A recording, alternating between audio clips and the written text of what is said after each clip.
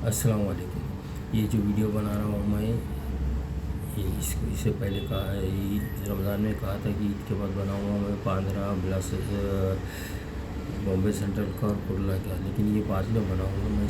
आज सबसे पहले मैं बांद्रा की हेडमिस्ट्रेस, वहाँ के teachers, clerk, peon, lab attendant, librarian, सबको कंग्रेचुलेशन करता हूँ और सबको सलाम करता हूँ कि तुमने जिस तरीके से बच्चियाँ कम हुए थे, तुमने वापस से उन बच्चियों को लाया है।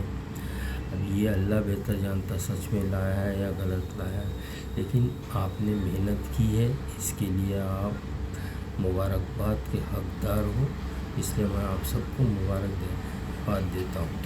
लेकिन कुछ सवालात है मेरे, अगर मैनेजमेंट आपको और मुझे बुलाकर सामने बिठा के सवाल जवाब का अगर सलूशन निकालता है तो बहुत अच्छी बात है, नहीं तो अगले वीडियो में मैं बना के आपको सवाल डालूँगा।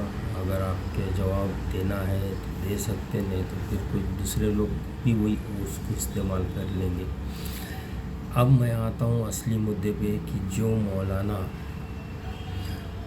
नागपाड़ा के स्कूल में है, मैंने पहले वीडियो बनाया, उसमें ना किसी हेड स्कूल का नाम लिया, ना हेडमास्टर का नाम लिया, ना टीचर का नाम लिया, ना मैनेजमेंट का नाम लिया।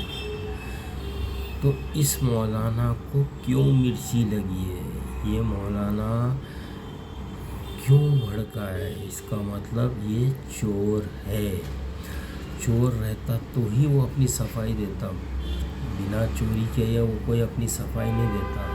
और वहाँ पर जो महाचोर क्लर्क बैठा है, 2000 में भी वही क्लर्क ने साउथ जोन से उसका अप्रूवल निकाला था। जब यहाँ अप्रूवल नहीं आ रहा तो वो क्लर्क यहाँ ट्रांसफ़र हो के आके उसका अप्रूवल निकाला है। अब मैं जो बात कहने जा रहा हूँ, education department, north zone, south zone, deputy director और मैनेजमेंट, बहुत गौर से सुनिए। मैं बहुत स्लोली इसलिए कह रहा हूँ, ये वीडियो थोड़ा लंबा हो सकता है, लेकिन आखिर तक देखिए। पहला ये कि इसने जो 10वीं और 12वीं जो मदरसे से किया है, सुनने में आता है नदवा या मदवा कुछ तो भी है मदरसा, इसने वहाँ पर बहुत बड़ा स्कैंडल किया था। इसकी मालूमात अभी ऐसा तो हो नहीं सकती सिवाय पुलिस कंप्लेंट कि इसने वहाँ ऐसा क्या किया था। दूसरा, इसने जो जामे मिलिया से किया है वो हाफिज़ की डिग्री है, और हाफिज़ जो है, हिफ्ज़ की जो डिग्री है वो स्कूल लेवल के ऊपर नहीं होती है। तो इसका अप्रूवल घुमा फिरा के इसने खुद कहा था कि 1 लाख रुपया वो महाचोर क्लर्क को दिया था अप्रूवल, मरहूम चेयरमैन के सामने।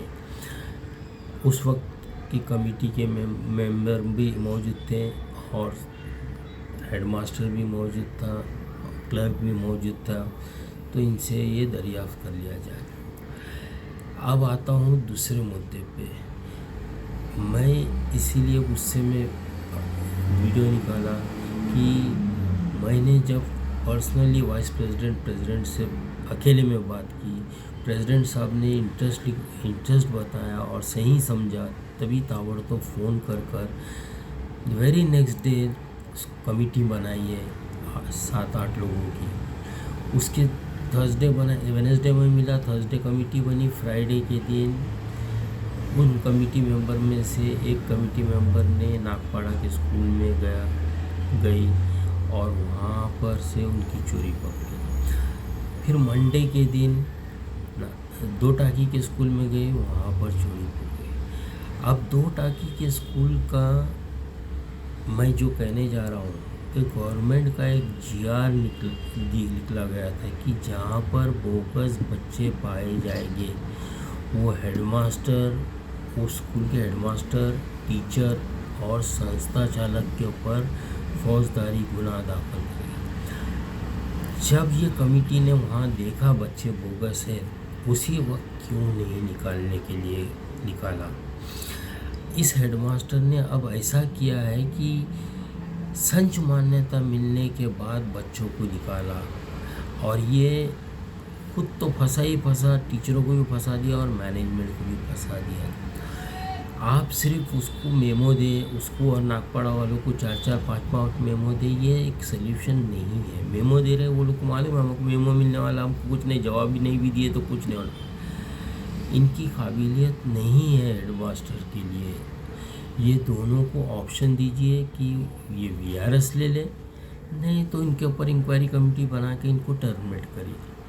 और रही बात वो मौलाना की और वो महाचोर क्लर्क की जगह पर आपको एक अगर अपॉइंट करना ही है, एक बेरोज़गार लड़के को करिए। अगर लड़का नहीं करना चाहता उतनी पेमेंट तो अनमैरिड लड़की को करिए, जिसकी वजह से वो लड़की का एक ये इदारा इतना फेमस है कि अगर वो लड़की वहाँ काम करेगी तो उसको रिश्ते आएंगे, उसकी शादी हो जाएंगी, उसका घर बसर हो जाएगा। इसकी ये नेकी पूरे मैनेजमेंट के मेंबर्स लोग को मिलेगी। ये एक घर अगर बसता है तो उसकी नेकी पूरे मैनेजमेंट के लोगों को मिलेगी। लेकिन ऐसा नहीं करके ये पेंशन 40,000 रुपये कमा रहा है। इसका वड़ाला में 7-8 झोपड़े हैं, गोवंडी में है, खड़ौली में है, गांव में है। इसकी तो मैं अभी मेरे पास बहुत सारा, इसके पास ऑटो रिक्शा का परमिट है, बैच है। ये जो कि सिर्फ अनएम्प्लॉयड यानी बेरोज़गार लोगों को दिया जाता है, इसके पास आया था। मैं इसकी अलग फौजदारी कार्रवाई करूँगा, मैनेजमेंट को इसमें नहीं, क्योंकि ऑलरेडी रिटायर हो गया तो रिटायर वाले का तो कुछ नहीं होता ही नहीं इसलिए। लेकिन ये मौलाना को अगर इंक्वायरी करना है तो पहले इसको सस्पेंड करिए।